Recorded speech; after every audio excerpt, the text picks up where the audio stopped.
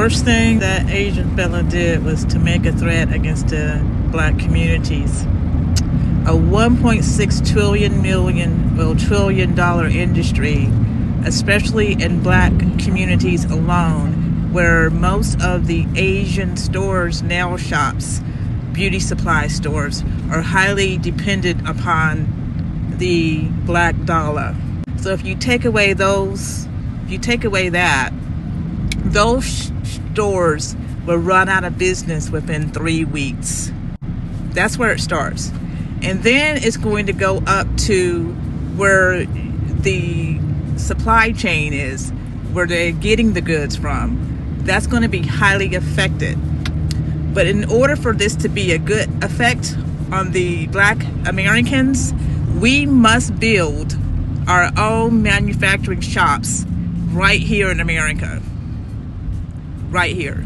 Bye. Hi guys, welcome to Views by Eunice, your plug for latest and happening trend. Note that this page is for educational purposes and is not to promote chaos but to bring different perspective into views. Let's dive into what's trending today. Black Americans are not only boycotting Asian businesses, but they are also planning to buy the businesses in the black communities. This is a current trend among the black, and they are planning to own and buy the Asian businesses in their black communities. And they are getting quite a lot support among themselves. On the other hand, Asian business owners are begging that they cease the boycott, that they are losing a lot of money.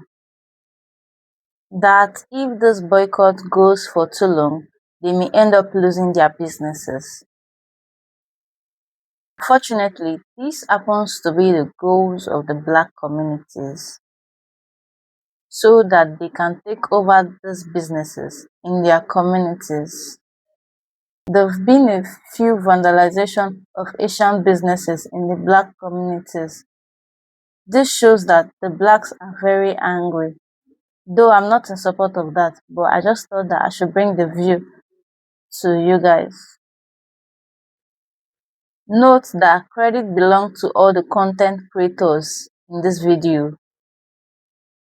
Instead of saying boycott Asian businesses, we're going to say replace Asian businesses. Replace Asian businesses with black businesses. Instead of even saying Asian boycott, that it should be more of we are using this opportunity to focus on ourselves.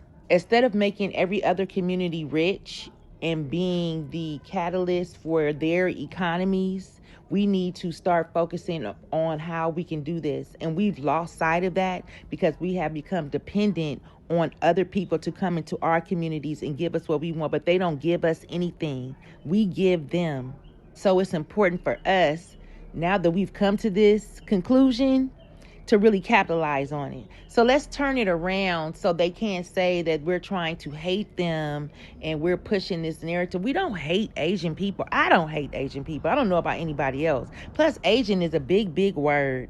Asian is a big, big word. You have Korean, Mandarin, Thai, Chinese, all kinds of Chinese, Vietnamese, Japanese, Filipino. Then you got the Indians that are in Asia. Shit, Russia. Goddamn it. Asia's big. That brush is too big for me to paint that much. I'm going to use this opportunity to start looking for more black-owned businesses and recycling our dollars in communities where the people live where I live, so I know those dollars are going to come back some kind of way. Instead of saying boycott Asian businesses, we're going to say replace Asian businesses with black businesses. Replace Asian businesses. Voila, you too. I'm sorry. I love your pierogies and corner store sandwiches, but you gotta go too. Sorry. And to them evil ass Dominican bodega owners in New York City, because when I visited, y'all followed us around the store and we was visiting from Atlanta, San Francisco, and y'all were assholes, complete assholes, and y'all was almost darker than me. Ugh, I hope y'all close. Definitely replace them motherfuckers. I'm not telling you what to do. This is just a suggestion.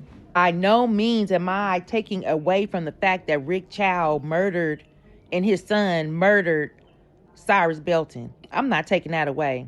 You have every right to be angry angry that people come into our community and don't respect us, that they think they're better than us because they have a business and that they're making money from us, they should be at our feet. Also, we should be mad at the system as well, but let's replace it. Yo, what up, gang? So recently, the gas station, the Shell gas station and the store that was owned by Rick Chow, the man who fatally shot Cyrus, the 14-year-old child, in the back in South Carolina, in Columbia, South Carolina. This store right here, this store has been vandalized not once, but twice. Once in May of 2023, I should say directly after the incident took place. And then once again, just recently, this month, after Rick Chow was found not guilty.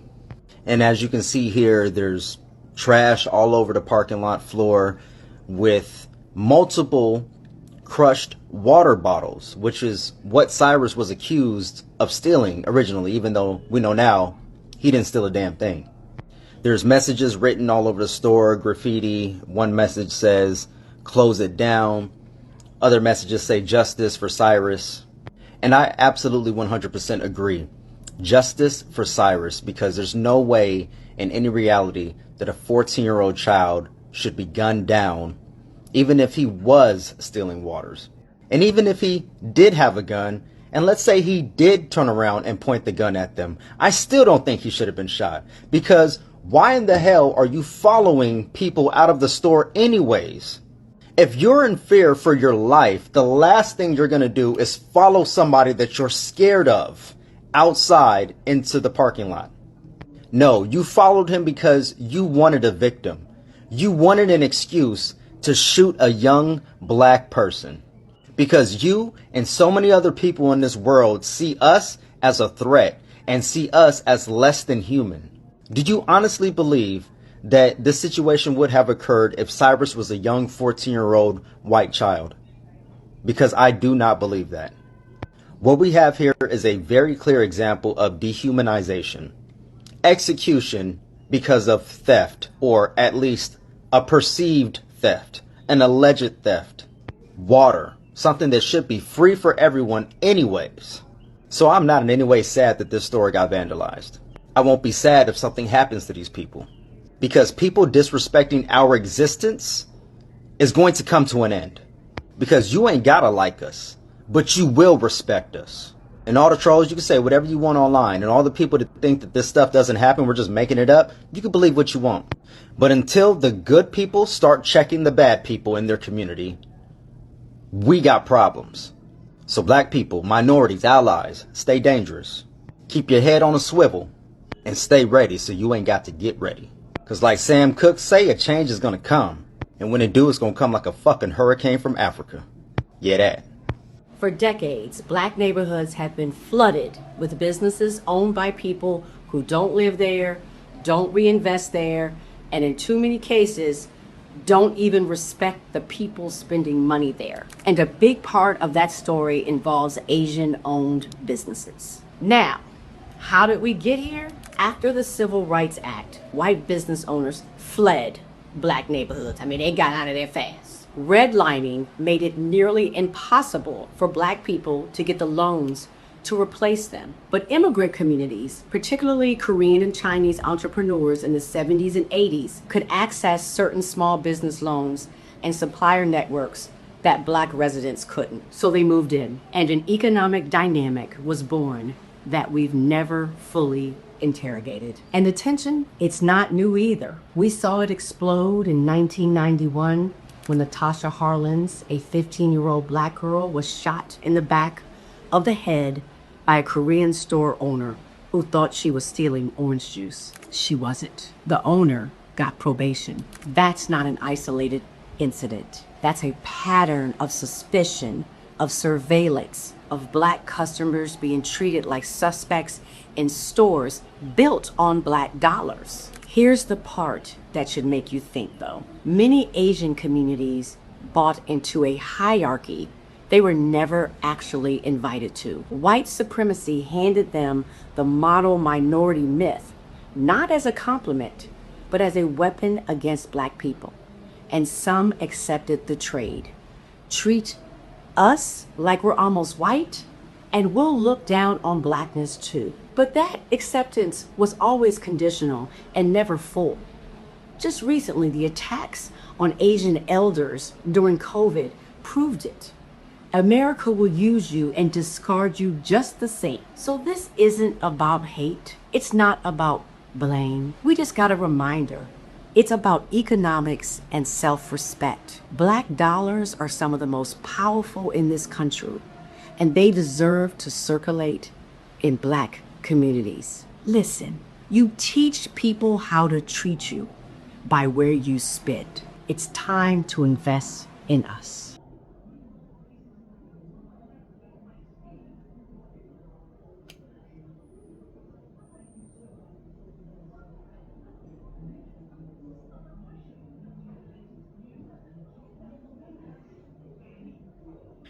People are calling the boycott of Asian businesses collective punishment.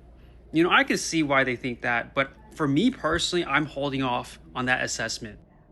You need to realize this is a very natural response, in my personal opinion, and it's very mild in the sense that I'm seeing people bring up collective punishment in the sense like, oh, people saw one thing and then they took it out through violence. They rioted through the streets and attacked their businesses. This is purely just a boycott. This is people choosing not to spend their money at certain businesses.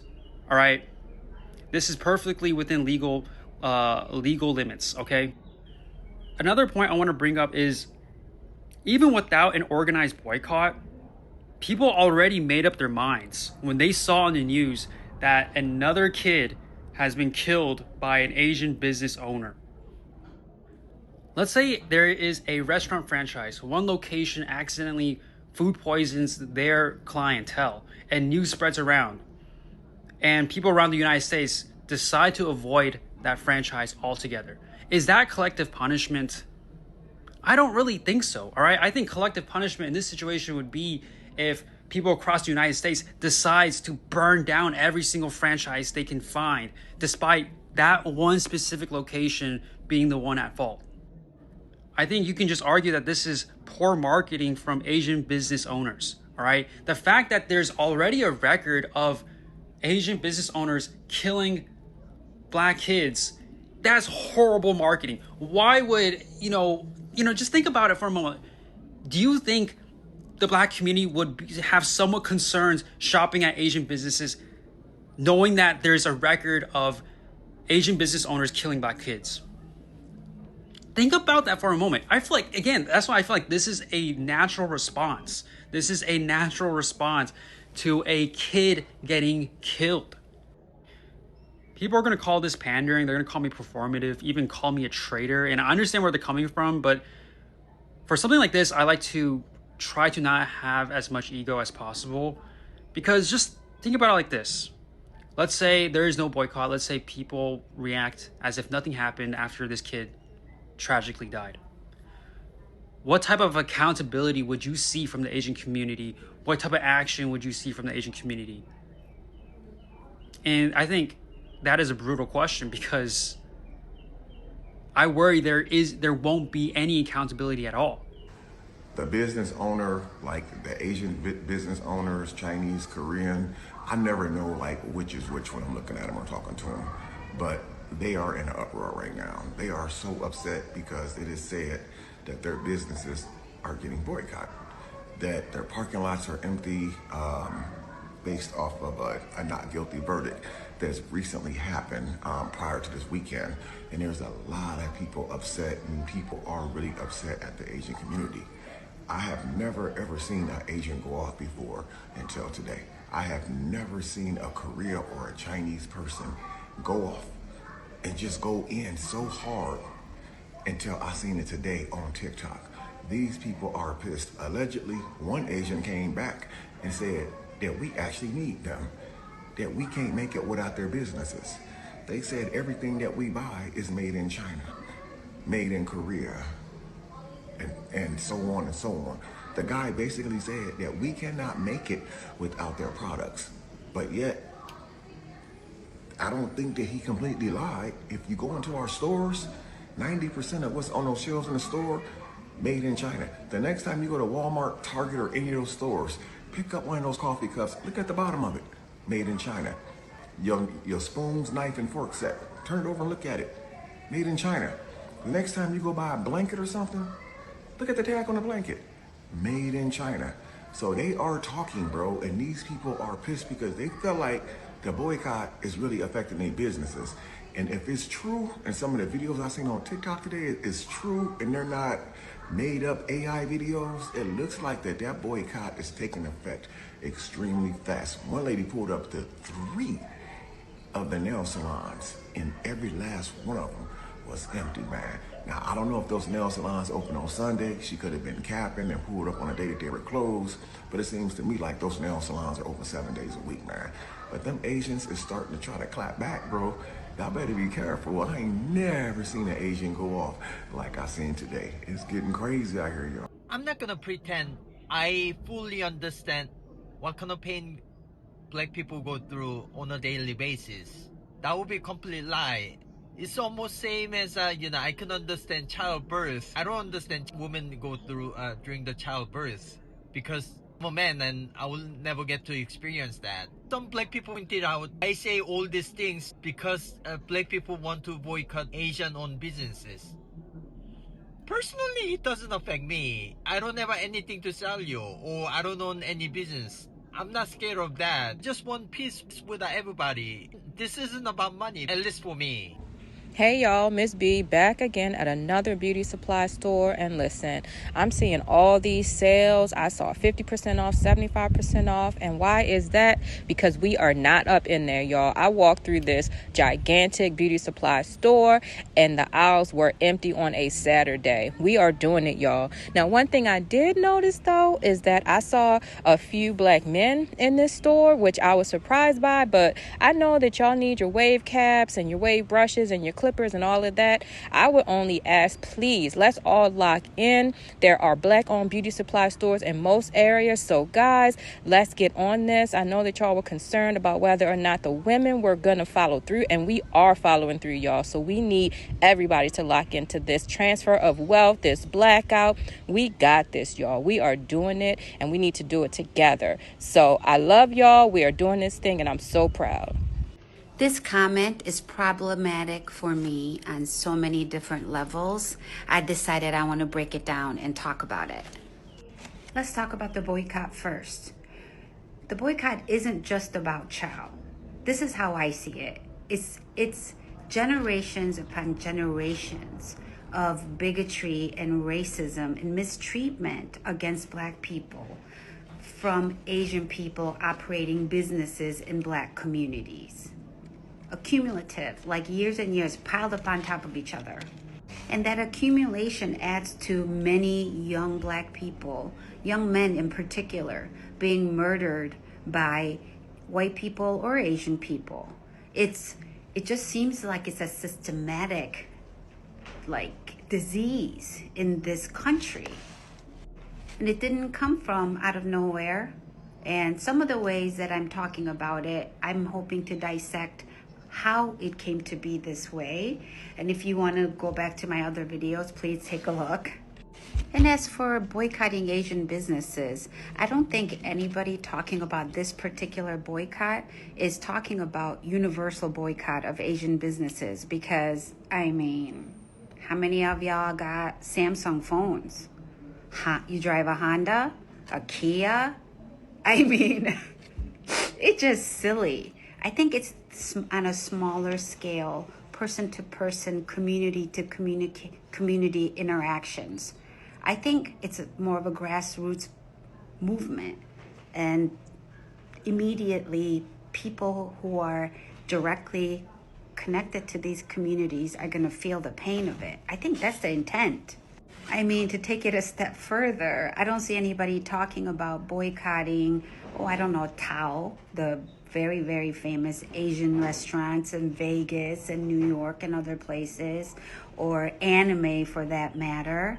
BTS, anyone? K-pop? I mean, come on. And don't let me get started on, no, don't let me get there. I was going to talk about Asian women and American and Western men, but that's a whole different topic. And as for your comment about who will replace the Asians, are you serious? First of all, Asian people are not, well, Asian people are not a monolith. Like any person isn't a monolith of anything, right? But Asian people are not a group that you can just pluck out and replace with something. It just like we can't replace black people, we can't replace white people, we can't replace human beings in the manner that you're talking about. And as for you talking about how are we raising kids to aspire to be nail techs and restaurant owners and whatnot, do you see how you sound right there? I mean, do you even understand what you just said? The goal here in our humanity is to raise children who can be anything they want based on their talents, their level of commitment, and what's available for them. It's not about us raising kids to do something to fit a narrative of a certain group of people. That's just plain short-sighted and ignorant and narrow-minded. I know a highly educated black woman who has a daughter, a teenage daughter, and the mom herself, she's like, you know what? I think she's going to have to be a nail tech because she won't study. All she cares about is being cute. And it's just going to have to be okay because she'll be able to make a living, and I have to be okay that she doesn't have to have an MBA and have 18 other degrees to make it feel like she's worth anything in this country or this life. And my dry cleaner, he's Albanian. So to bring it all back on this boycott, I respect anyone who wants to do it. And any Asian person out here running your mouth and being an asshole and fighting about it, it's your fault. It's people like you that we blame on this particular issue.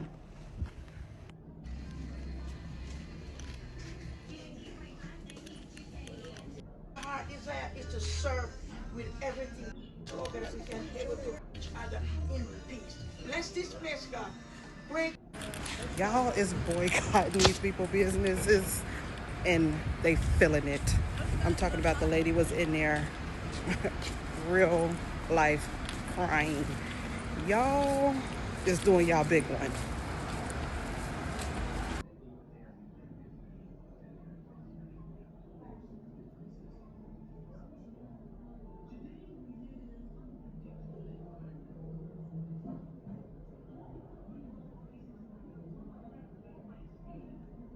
I would like to thank the Black people who have come forth and stated how useless it is to boycott all Asian businesses just because of one incident. We are not all the same. We are not all one culture. We are not our parents' generation. We are not going to call for a boycott of all Black-owned businesses after a Black on Asian crime. At least you're not going to see me doing that. And by the way, we don't claim this guy.